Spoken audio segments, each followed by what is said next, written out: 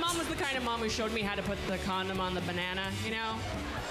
Which was good, because most of the bananas I've had sex with had like no idea how to do it themselves. And we're back on the Zoom with funny lady, comedian, whatever you want to call her, Erin Judge. Welcome to the show. Hi, thank you guys so much for having me. Thank you very much. You know our tradition, right?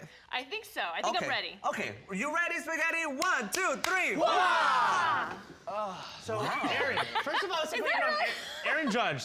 That's an awesome name. Thank you. It's a little intimidating, though, I gotta admit. Oh, yeah. Well, you know, it's been my name my whole life, but I guess it does kind of have an edge to it. Yeah. You could have one of those shows of like, you know, not You're Fired, that's the Trump one, but like, Erin Judge.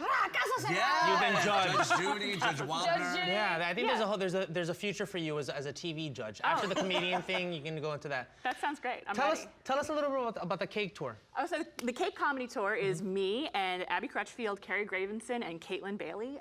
We have been touring together for 5 years now, and we do stand-up all over the country, and our next leg of our tour is the East Coast. So we're going to be going from Philadelphia all the way down to South Carolina. Nice. Yeah. Whoa. Different audience, by the way, East Coast from West Coast from Midwest, right? I love West Coast audiences, you know, like I love being out here in California, but like East Coast audiences, like especially in DC, they're so political, and like, you know, then down south, they're just like, they love to have a good time, a lot of beach kind of towns down there, so it's all kinds of different audiences. Do you change it up for each audience? I try to, yeah. I try to like keep in a little bit of like extra stuff. Like I said, we've been touring for so long, we actually learned about these cities, and we really like to bring like local flavor back. Oh, I like that. Yeah. Tell us about the banana you were mentioning.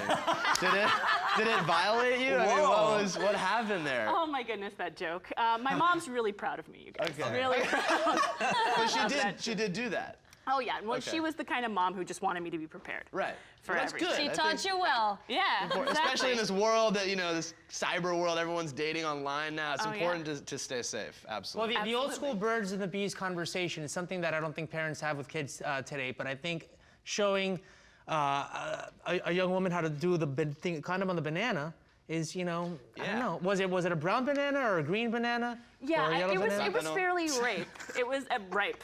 It was fairly ripe. It was perfectly yellow, and it was pretty great. Was it a regular sized condom or was it a Magnum? I generally. I can't tell you if it was a Magnum or not, but it was definitely purple. Oh.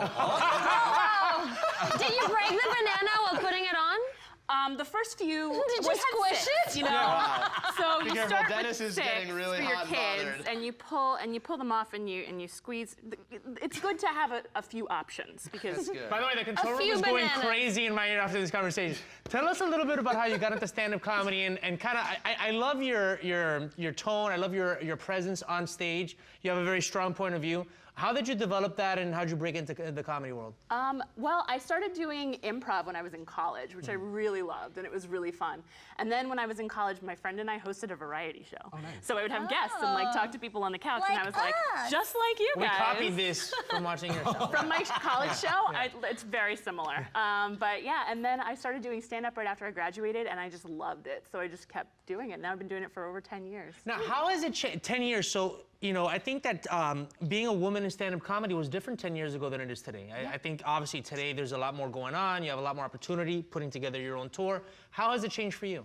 I absolutely love that I tour with 3 women, and we all have different perspectives, and when we go and we perform at different clubs, the audience gets to see a wide range of different women's voices. And I think when I first started out, there were fewer women, and now there's a lot more. Yeah. And I'm part of the Women in Comedy Festival as well in Boston, and it's just great to always see such great performers and headliners coming through every year for that festival too. How long do you tour for every year? When we are on tour, we usually tour for about 2 weeks at a time, and we usually go out 2 or 3 times a year.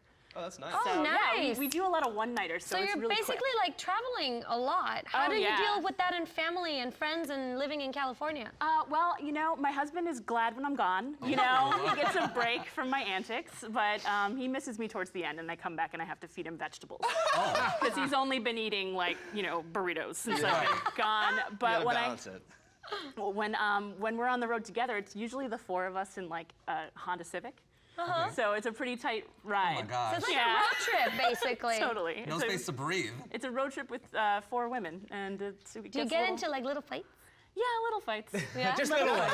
Like, let's say tiny from fights. Pennsylvania to New York, you don't talk to each other like in the car, like. Oh no. Or does it get really bad? We're on our phones a lot. You know, if we get a little tired of each other, we'll all be like, Twitter, Twitter, Twitter, Twitter. But, Or looking outside the window, like. yeah. I know Abby is like an avid Twitter. Abby at Curly user. Comedy is the best Twitter user. I absolutely love her on Twitter, and it's fun because she'll like start working out jokes with us, Oh, right? really? So we'll be in the car and she'll be like, "What do you think of this tweet?" And we'll like work on it until it gets it perfect, and then she sends it out, and we all feel like a sense of ownership. So Where can we find the dates of the cities that you're going to be performing at so that people know, especially people from other cities? So know where you're going? cakecomedy.com, cakecomedytour.com, both of those work, and that'll have the list of all the shows. Right now, we're selling tickets for both Philadelphia and Washington, D.C. All right.